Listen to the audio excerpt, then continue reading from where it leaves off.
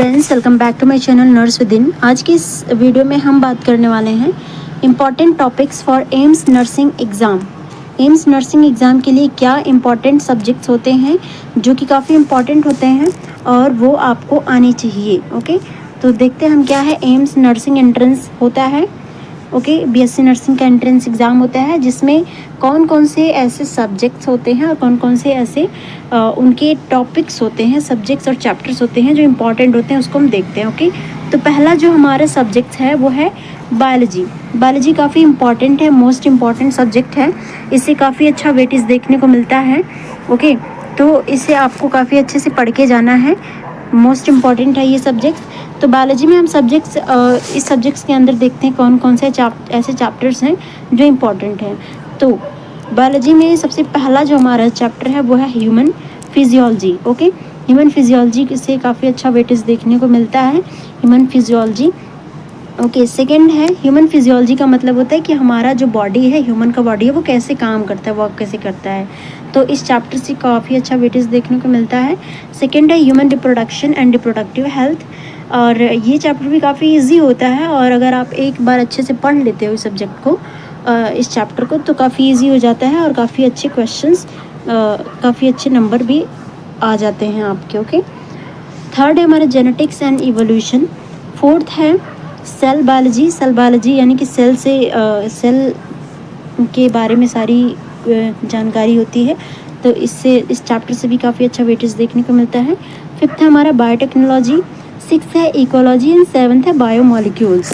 Biomolecules से भी काफ़ी अच्छे क्वेश्चंस देखने को मिलते हैं। बायोमोलिक्यूल्स केमिस्ट्री में भी होता है एक चैप्टर और बायोलॉजी में भी होता है, तो दोनों के बायोमोलिक्यूल्स इंपॉर्टेंट होते हैं। ओके, नेक्स्ट सब्जेक्ट पे हम मूव करते हैं, that is chemistry.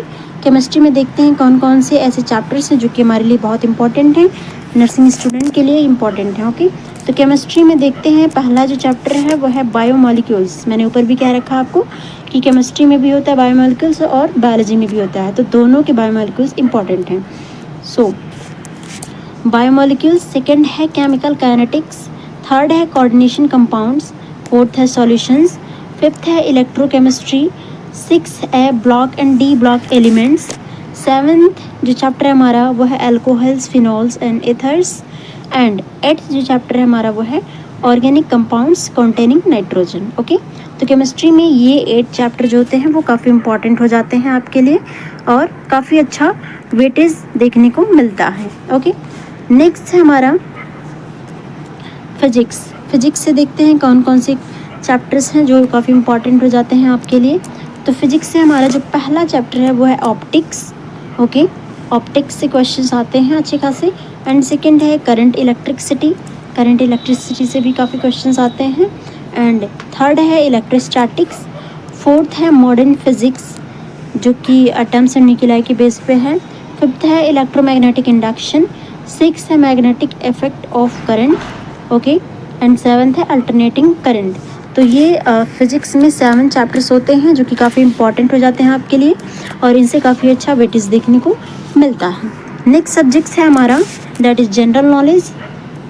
Physics, chemistry, biology के अलावा आपको जनरल नॉलेज की भी नॉलेज होनी चाहिए। ओके, तो इसमें देख लेते हैं क्या क्या चीज़ें हैं।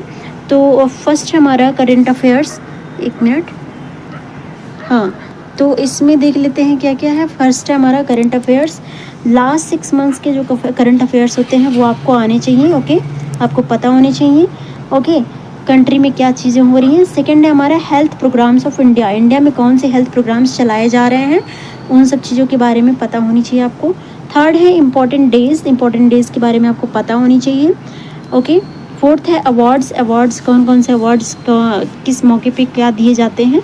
ओके, ये सारी चीज़ें पता होनी चाहिए। एंड बेसिक साइंस जीके आनी चाहिए आपको। ओके, तो जनरल नॉलेज में ये सारी चीज़ें आपके लिए इंपॉर्टेंट हो जाती हैं।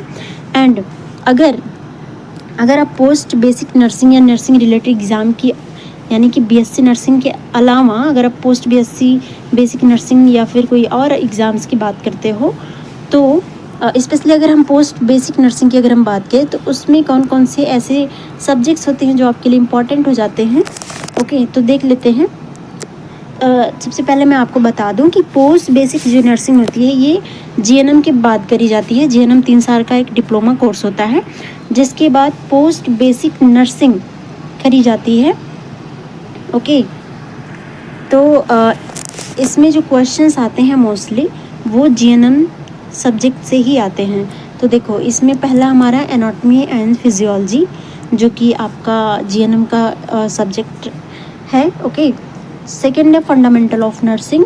ओके, फंडामेंटल्स ऑफ नर्सिंग ये फर्स्ट ईयर के दोनों सब्जेक्ट्स हैं। एंड ये medical surgical nursing second year का है, जीएनएम सेकेंड ईयर का है। Community health nursing, obstetrics and gynaecological nursing, obstetrics and gynaecological nursing. Okay, fifth है और सिक्स है हमारा पेडियाट्रिक नर्सिंग। ओके, तो ये सिर्फ 6 चैप्टर्स जो हैं वो आपके जीएनएम के सारे सब्जेक्ट्स हैं, जो कि पोस्ट बेसिक नर्सिंग में पूछे जाते हैं, इनसे रिलेटेड क्वेश्चन। तो जो बच्चे जीएनएम काफ़ी अच्छे से पढ़े होंगे वो इस एग्ज़ाम को क्वालिफाई कर लेंगे। ओके, नेक्स्ट है, अगर हम बात करें 80-20 स्ट्रैटेजी की अप्लाई करें अगर आपके पास टाइम कम है। ओके, टाइम कम है और उस कम टाइम में आपको ज़्यादा से ज़्यादा क्वेश्चंस समेट लेना है। ओके, ऐसे टॉपिक समेट लेने हैं जिनसे ज़्यादा क्वेश्चंस आते हैं। तो ऐसे टॉपिक्स, ऐसे चैप्टर्स हमारे हैं कम टाइम में, अगर आपके पास कम टाइम है और ये जो चैप्टर्स हैं आप इनको निपटा लो टाइम पे, तो आपको काफ़ी अच्छा नंबर देखने को मिल जाएगा कम टाइम में भी। ओके, तो देख लेते हैं कौन कौन से चैप्टर्स हैं। तो पहला हमारा ह्यूमन फिजियोलॉजी। ओके, सेकेंड है जेनेटिक्स, ये बायोलॉजी के हैं। थर्ड है ह्यूमन रिप्रोडक्शन, बायोलॉजी का है। ऑप्टिक्स फिजिक्स का है। एंड नेक्स्ट है करंट, इलेक्ट्रिसिटी, फिजिक्स। बायोमोलिक्यूल्स, जो कि दोनों में आते हैं, बायोलॉजी एंड केमिस्ट्री में दोनों में आते हैं, तो दोनों इंपॉर्टेंट हो जाते हैं। केमिकल काइनेटिक्स आ जाता है, कोऑर्डिनेशन कंपाउंड्स एंड नेक्स्ट है करंट अफेयर्स। तो ये जो है ये चैप्टर्स काफ़ी इंपॉर्टेंट हो जाते हैं आपके लिए, और इनसे हर साल काफ़ी अच्छा वेटेज देखने को मिलता है।